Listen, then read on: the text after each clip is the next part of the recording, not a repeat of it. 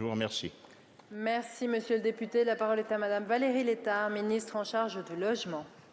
Merci Madame la Présidente.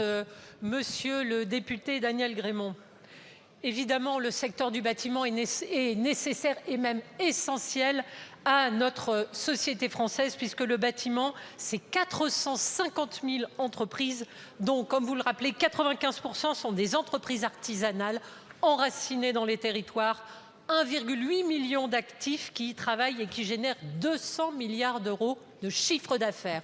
Autant dire que nous y sommes sensibles.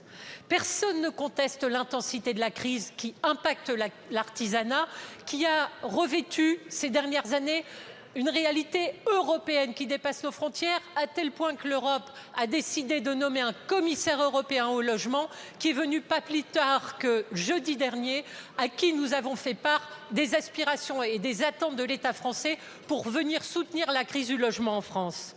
Alors, quand le logement neuf ralentit, car il y a eu un ralentissement de la production, c'est la rénovation qui doit prendre le relais.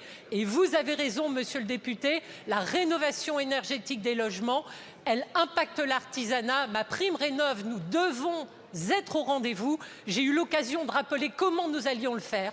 Nous faisons une pause de 2 mois pour rattraper les délais d'instruction, lutter contre la fraude. Mais c'est 3,6 milliards d'euros jusqu'au dernier euro qui seront investis pour les artisans.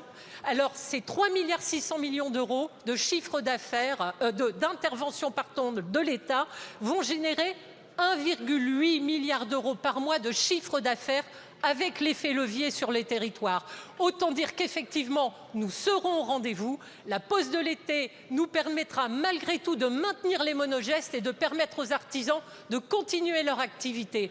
Au-delà, bien évidemment, le ministère et bien évidemment soutenu par le Premier ministre, a décidé le prêt à taux zéro sur tout le territoire, d'exonérer les donations des frais de succession quand ils investissent dans le neuf.